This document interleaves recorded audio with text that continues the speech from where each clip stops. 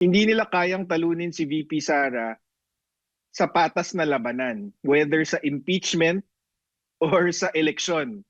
Kaya ginagawa nila, inaabuso nila yung poder nila dyan sa House Justice Committee para siraan na lang si VP Sara, gawa ng kwento, para makakuha ng siguro simpatya ng ibang tao na maniwala na itong si VP Sara masamang tao, corrupt, para pahinain siya sa 2028 at tuluyang ma-disqualify for 2028. Yun ang mahalaga dito.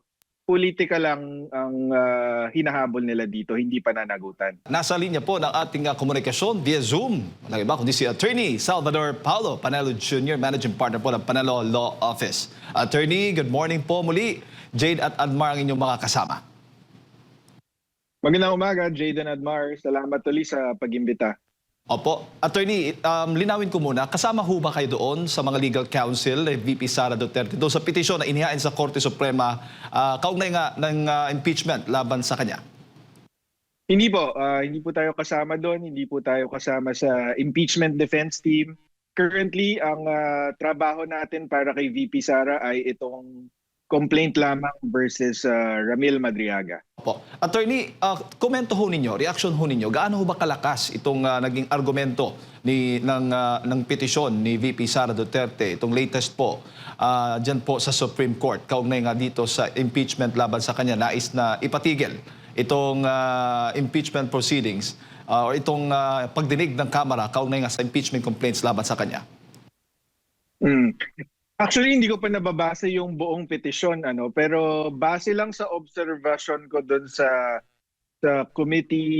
Justice Committee hearings na napapanood natin, tingin ko malakas kasi yung ginagawa ngayon ng Justice Committee, naghahanap sila ng ebidensya. Ngayon pa lang, dito sa hearing stage ng Justice Committee. So nangangahulugan na yung mga complaint, walang laman na ebidensya. So hindi dapat ganoon kasi yung proseso eh. Dapat nauuna yung ebidensya bago nila susuriin kung kompleto ba ito or sapat na ba ito para matransmit sa Senate. Opo.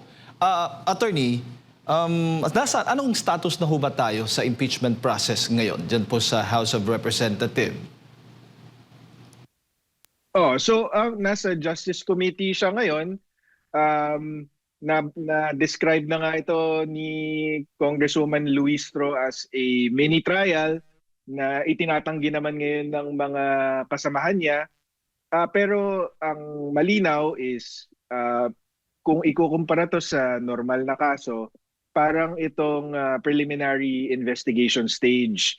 So dito sa preliminary investigation stage, dapat sinusuri ng prosecutor or ng fiscal or in this case yung Committee on Justice kung may sapat nga na ebidensya at sapat ba yung mga aligasyon para makahanap ng probable cause. Ang ibig sabihin ng probable cause, meron nga bang mga krimen na commit at ang taong responsable ay yung isinasakdal or yung irinereklamo kung merong sapat na ebidensya. So, kung yun ang susundin natin, dapat hindi sila ngayon nang naghahanap ng ebidensya. Dapat nabigay na ito ng mga complainant. Tapos susuriin nila kung sapat na ito.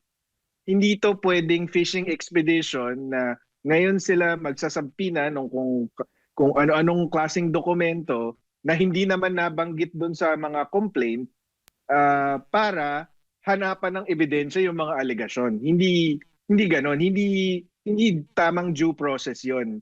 Inaabuso nila yung proseso. Kaya tingin ko malakas yung petisyon sa Supreme Court.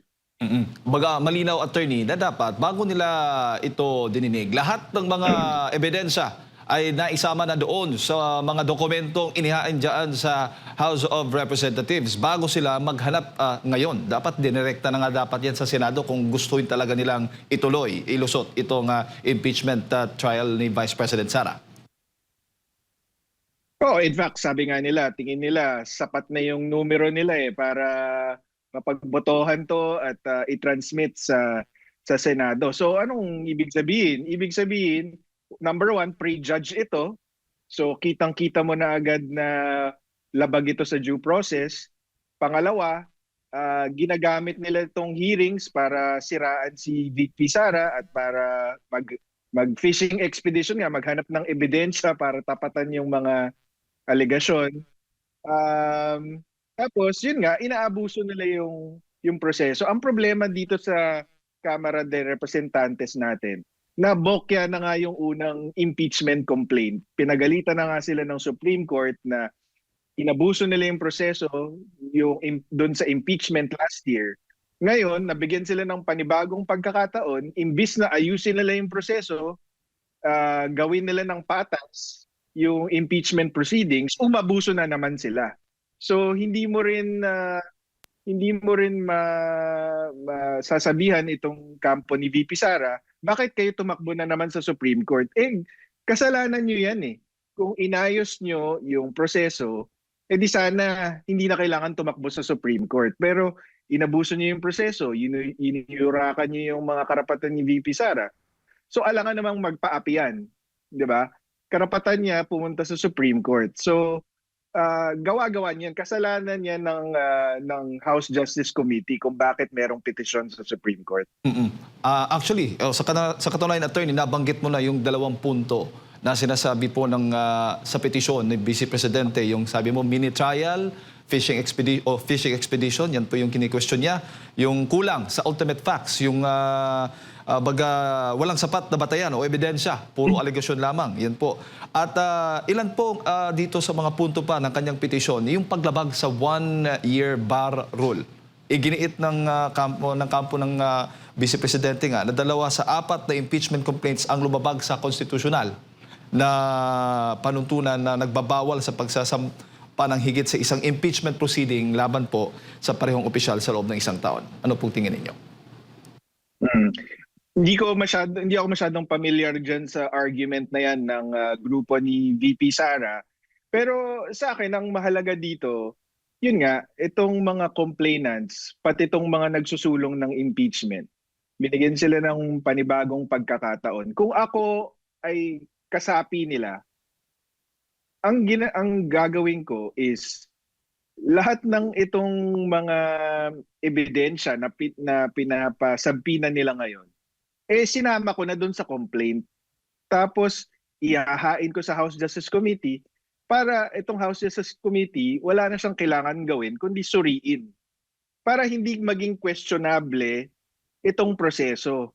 Pero anong ginawa nila, 'di ba? Minadali na naman nila yung pag-file ng impeachment complaint. Hindi nila linagyan ng sapat na ebidensya. Tapos ngayon, napahanap nila sa House Justice Committee yung ebidensyang dapat nakalakip dun sa mga complaint. So anong ibig sabihin? Para sa akin, ang ibig sabihin nito, hindi nila kayang patunayan yung mga alegasyon nila nang hindi inaabuso yung proseso. Yun ang pinaka-importante dito. Hindi nila kayang talunin si VP Sara sa patas na labanan, whether sa impeachment or sa eleksyon. Kaya ginagawa nila, inaabuso nila yung poder nila dyan sa House Justice Committee para siraan na lang si VP Sara, gawa ng kwento, para makakuha ng siguro simpatya ng ibang tao na maniwala na itong si VP Sara masamang tao, corrupt, para pahinain siya sa 2028 at tuluyang ma-disqualify for 2028. Yun ang mahalaga dito. Politika lang ang hinahabol nila dito, hindi pananagutan. Speaking of proseso, attorney, isa din po doon sa maling proseso, yung sa referral, kung na-obserbahan po ninyo, na-monitor po ninyo, kini-question kasi doon sa petition din, yung naging referral ng mga reklamo sa House Committee on Justice. Ayon nga sa kanya, ang opisina lamang ng Speaker ang nag-refer nito at hindi ang buong kapulungan bilang isang body na labag umano sa tamang proseso. Ano bang tama ho ba yung legal na perspektibo po nito? Hindi ko po din familiar dyan sa argumentong yan. Nakita ko pero hindi ko alam yung facts. Ang gusto ko lang sabihin tungkol dito is nakita ko kasi si Congressman Terry Redon na naglabas ng statement na ang pinaka-komento niya dito sa petisyon ay panlilin lang daw ito ng Korte Suprema at ng publiko. Ang gusto ko lang isagot dito is number one, pag sinabi mong panlinil lang ng Supreme Court, ang sinasabi mo is kayang linlangin ng Supreme Court. Hindi kayang linlangin ng Supreme Court. Mga justice yan, matagal na sa hudikatura, mga dating abogado or mga abogado na matagal na. So hindi tamang sabihin na panlilin lang ito ng Supreme Court dahil ang Supreme Court makikita kung nagsisinungaling ka man or hindi ka nagsasabi ng totoo, madali niyang makikita ito. So, pag sinabi mong linilin lang mo yung Supreme Court, mababa ang tingin niya sa Korte Suprema. Diba? Number two, yung panlilin lang ng publiko, actually, si Terry Redon ang naglabas ng petisyon. Kung makikita nyo, hindi nagpa-media ang kampo ni VP Sara nung final nila yung petisyon. Nung nakausap ko si Attorney Poa, mukhang last week pa na-file itong petition for April 1 certiorari and prohibition, pero hindi sila naglabas ng announcement or nagpa-cover sa media tungkol sa petisyon, kundi si Terry Redon mismo ang naglabas ng petisyon. So, paano niya masasabing nanlilin lang sila ng publiko? Ang ginawa lang nila dito is nag-file sila ng petisyon sa tamang forum sa Supreme Court para questionin yung mga pang-aabuso nila sa proseso. At tumanggi po yung Supreme Court na magkomento muna at binigyan ng 10 araw itong ang House of Representatives na magkomento doon sa petisyon ng Vice Presidente. Ano ho ba yung ipinapahiwatig nito, Attorney? Normal naman yan sa any petition, papasagutin talaga yung respondent. So dito sa kasong ito, binigyan ng 10 araw yung House of Representatives or specifically yung House Justice Committee para sagutin yung reklamo nila VP Sara. Ang binabandera naman ngayon ng Kongreso ay hindi daw nag-issue ng Temporary Restraining Order or TRO itong Korte Suprema. So binabandera nila ito bilang patunay daw na tama yung ginagawa nila at pwede silang tumuloy. Ang komento ko lang dito, hindi nangangahulugan na hindi nag-issue ng TRO, ibig sabihin legal na yung ginagawa nila. 'Di ba? Maaari na hindi man mag-issue ng TRO ang Korte Suprema pero sa dulo i-void niya lahat ng proceedings. So itong sabi nila na see you on April 14, tuloy ang hearing. Sige, ituloy niyo yan pero hindi nangangahulugan na nasa tama kayo. Kasi at the end of the day, kapag sinuri, ang palagay ko is ma-void yung proceedings laban kay VP Sara. Bago ko ipasa kay partner attorney, mas magandang gawin siguro ng Kamara o ng House Committee on Justice, attorney, sa inyo pong tingin, wag mo nang ituloy. Dapat hintayin mo na yung magiging desisyon ng Supreme Court. Possible ba yon?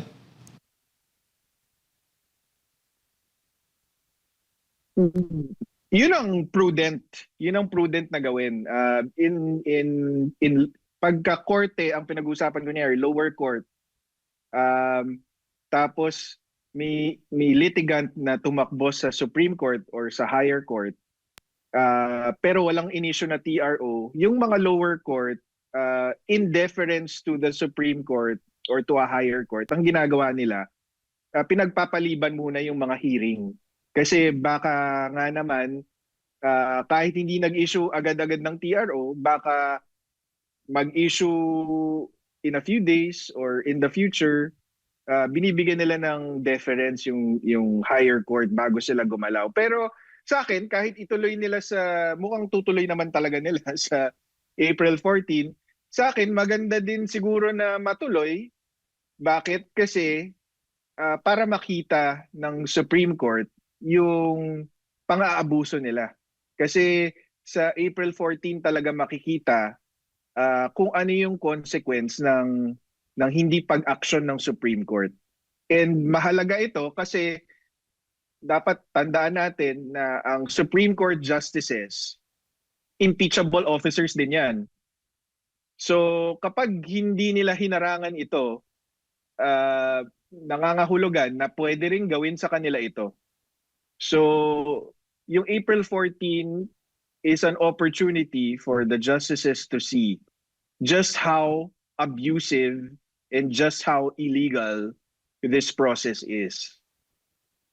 Attorney, magandang umaga. Si Admar po ito. Matapos pong magpasaklolo ni Vice President Sara Duterte sa Korte Suprema, kaugnay nga dito sa kini-question niyang impeachment, kaliwat kanan po yung mga pagtuligsa na inihayag, lalo na yung mga nasa Kamara. Mali po ba na dumulog sa Korte Suprema? Parang ganun yung sinasabi pa nila na tumatakas ang Vice Presidente. Pero para sa pangkalahatan, hindi lang kay Vice President Sara Duterte, mali po ba ang pagdulog kung kini-question mo yung isang procedure na pananiniwala ka na may mali doon?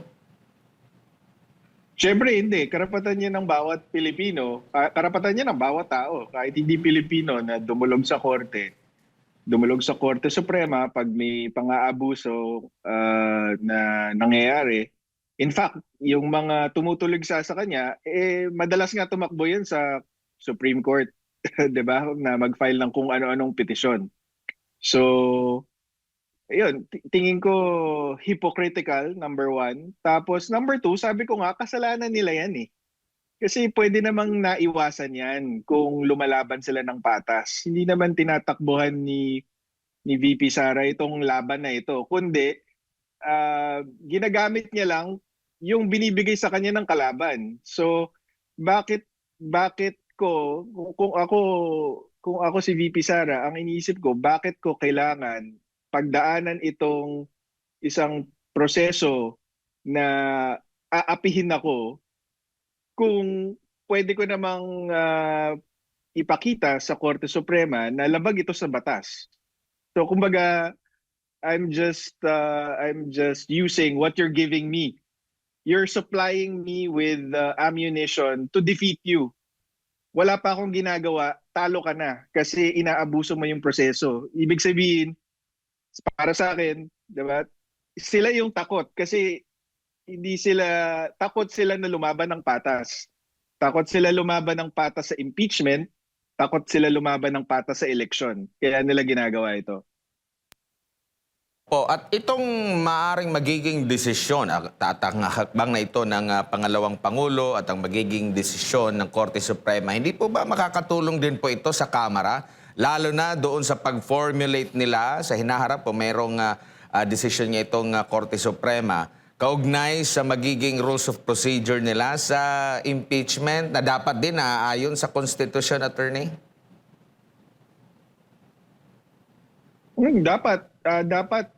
Dapat nga nung nung binasura na nung Supreme Court yung unang impeachment, ginamit nila yung pagkakataon na yon na ayusin yung rules nila. At yun nga, siguraduhin na walang masasabi kung sino man ang subject ng impeachment doon sa proseso. Pero yun nga sinasayang na nila yung oras natin dito sa impeachment na to dahil wala kang ebidensya bukod pa doon sa mas marami tayong problemang kinakaharap. Sana yun ang sinusolusyonan nila. 'Di ba? Pero ginamit pa nilang rason yung Supreme Court decision daw nung nakaraan na binibigyan daw nila ng due process si VP Sara, pero klaro naman na walang due process na nangyayari dito. Sabi ni Congresswoman Luistro noon that they will be fair, they will not prejudge. Pero doon sa first hearing, anong nakita natin? Bago pa magsimula yung hearing, si Congresswoman Laila De Lima, si Congressman Chel Jokno, tsaka si Congressman Percy, merong hawak na Mary Grace Piatos. So anong klaseng fair and not prejudged proceedings ang aasahan mo sa ganong klaseng mga miyembro ng Committee on Justice? Tsaka para pang yung nilalagyan ng kulay na nagpasaklolo daw sa SC, baka inakala na Saras Court ang Korte Suprema na sabi nyo nga po, sila nga rin dumudulog din sa Korte Suprema kung meron po mga pag-question din, attorney. Mm-mm. Hindi, para sa akin, inisip ko, alam ko, Admar, tatanungin mo yan pero iniisip ko ano isasagot natin doon. Pero hindi kasi it doesn't deserve a comment yung Sarah's Court, 'di ba? Napakababaw na komento galing sa isang mambabatas. Alam naman niya na karapatan ng bawat tao na dumulog sa Korte Suprema. Ang dapat iniisip nila is bakit siya nag-file, 'di ba? Harapin na lang nila yung reklamo. Yun ang dapat dito. Harapin na lang nila yung reklamo kasi kung nasa tama sila, edi papanigan sila ng Korte Suprema. Ganun lang kasimple 'yon. Pero yun nga sa akin, kung pinaghandaan nila itong mabuti, gusto talaga nilang tuluyan si VP Sara, ayaw nilang tumakbo siya sa 2028. Sana pinaghandaan na lang nila ng mabuti. Pero ang problema kasi diyan sa mga kalaban sa politika ni VP Sara, kahit sila, hindi sila, ang pananaw ko diyan is, kahit sila, may sarili silang agenda, they don't trust each other also. So, naalala ko si Kiko Aquino D, nag-file siya agad ng impeachment complaint bago pa man maubos yung 1-year period. Tapos nung in-interview siya, sabi niya kasi baka maunahan kami ng ng ibang kampo. So ganun yung pag-iisip Imbis na ayusin na lang nila yung proseso kasi napahiya na kayo sa Supreme Court. Ngayon minadali niyo na naman, tapos ngayon gagamitin niyo aabusuhin niyo yung mga kapangyarihan ng Kongreso para makuha yung gusto niyo. Pagka ganon, talagang mapipilitan yung si VP Sara na tumakbo sa Supreme Court para mapakita sa Korte Suprema na inaabuso na naman nila yung kapangyarihan nila. Opo. Sa tingin niyo po, yung ibinabato nila na pagtuligsa sa pangalawang Pangulo nang dumulog siya sa Korte Suprema na kesyo, sabi pa nga dito ni Congressman Sendanya, ang Vice President nagipit sa Supreme Court talaga kumakapit. Tapos sabi pa dito ni Laila De Lima, yung kanina nabanggit ko, akala siguro nila yung SC ay Sarah's Court na pwede nilang laging takbuhan para pagtakpan ng kadawagan at pagtakas sa pananagutan. At iba pang mga pagtuligsa. Kabaliktaran po ang talagang senaryo. Sila talaga yung parang natatakot ng dumulog kasi nga alam nila na may mali silang nagawa. Maaring ganyan ba at hindi ang pangalawang Pangulo po ang yun nga, yung kanilang mga ipinupuna dito sa pangalawang Pangulo? At saka may history Admar, may history. Yung Supreme Court na mismo nagsabi na inabuso nila yung proseso doon sa unang impeachment. So, yung mga pangungutya na kumakapit sa Supreme Court, nasa tama si VP Sara ang Supreme Court na mismo nagsabi na tama siya. Mali ang Kongreso. So, yun ang dapat kutyain yung mga kongresista na napagalitan na nga, tuloy-tuloy lang ang pang-aabuso sa proseso. Now ngayon, doon sa unang yung mga petitioner na kumu-question dito sa impeachment ng pangalawang Pangulo led by Attorney Israelito Torion, meron pong naging komento si Congressman Terry Redon dito na hindi daw papanigan dahil wala daw legal personality. Pero dito ba sa naging hakbang ngayon ng Korte Suprema, sa tingin ninyo, kasi kinonsolidate yung reklamo ng ni Attorney Israelito Torion and Vice President Sara Duterte, ibig sabihin kinikilala nito. And yung una pa palang yung unang pag-question din sa impeachment, tinanggap din ng Korte Suprema yung petisyon, Attorney. Tingin ko papayagan din yung petition. Kumbaga, i-entertain ng Supreme Court itong petition ni Attorney Torion kasi although wala siyang personal na standing, case of national interest. So as a taxpayer, may karapatan kang questionin tong hakbang ng Kongreso. So nung unang impeachment, sa pagkakatanda ko, ito nga si Attorney Torion ay nag-file din ng petition at in-entertain naman. So tingin ko pati dito entertain din. Attorney, dito naman tayo sa pagpapatawag kay Madriaga kung saan dito kayo papasok doon sa perjury. Ipinatawag po siya, kabilang siya sa pinasubina na dumalo sa pagdinig dyan po sa Kamara sa may kaugnayan sa impeachment.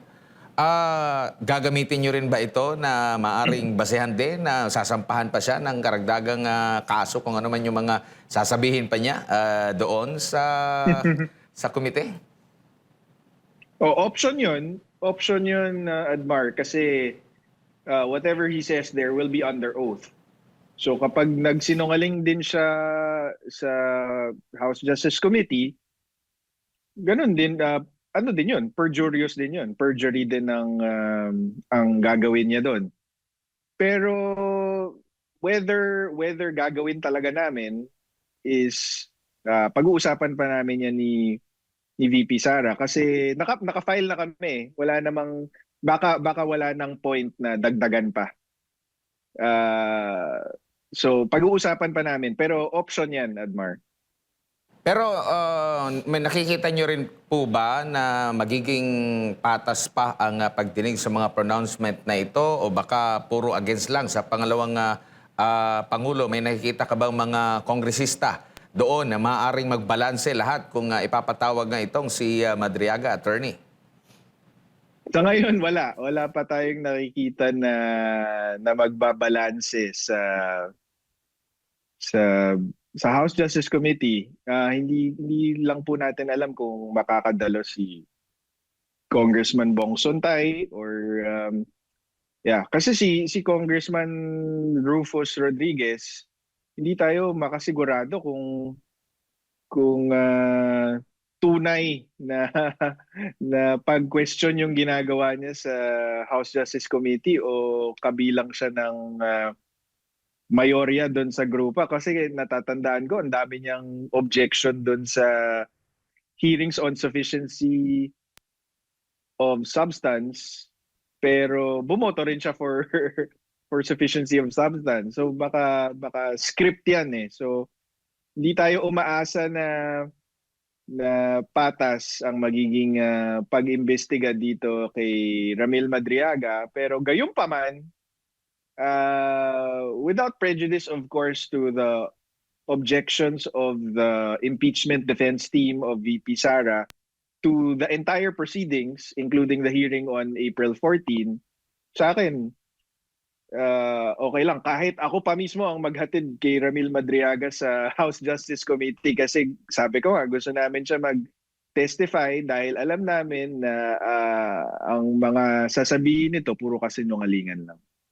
Opo. Ayan, Attorney, siguro yung huling mensahe para sa ating mga kababayan kahit sa gitna nga ng mga batikos at itong impeachment complaints laban sa Vice Presidente, may batay doon sa mga lumalabas na survey ngayon, nangunguna pa rin itong pangalawang Pangulo bilang tatakbong Pangulo sa susunod na taon.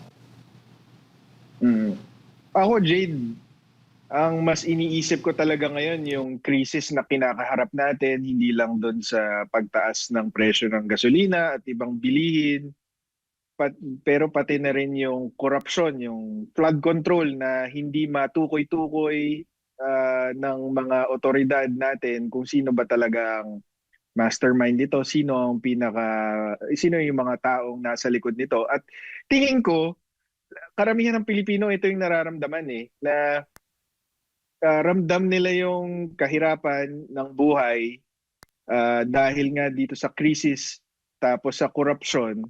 Tapos imbis na atupagin ng gobyerno natin ang mga solusyon sa mga problemang ito, politika yung pinapaandar nila. So tingin ko bukod sa mahal talaga ng karamihan ng Pilipino si VP Sara dahil sa kanya at sa kanyang ama sa mga legasiya nilang nagawa para sa Davao City, para sa Pilipinas.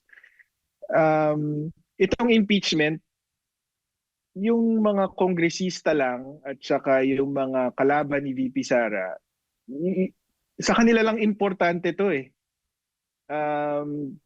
Kaya kaya tingin ko, kahit si VP Sara mismo nagsabi na hindi importante sa kanya itong impeachment.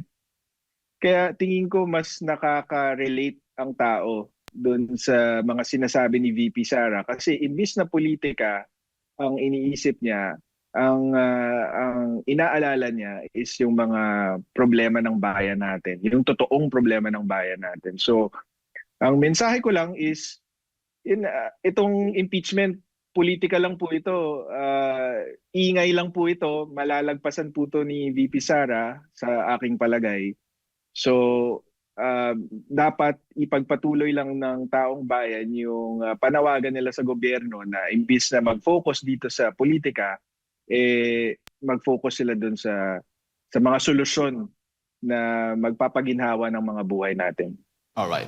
Attorney, maraming salamat po sa inyong oras at sa pagbibigay po niyo ng impormasyon ngayong umaga. Sa ulitin po, good morning. Maraming salamat. Thank you. Good morning. Ayun po mga kababayan, si Attorney Salvador Paulo Panelo Jr., Managing Partner po ng Panelo Law Office ang ating nakasama. Napakinggan, kaugnay nga po dito sa petisyon, ng petisyon na inihain po ni VP Sara Duterte laban po dito sa impeachment sa kanya dyan po sa House Committee on Justice na dinidinig po mga kababayan. At yan po yung ilan sa mga punto na narinig natin mula kay Attorney Salvador Paulo Panelo.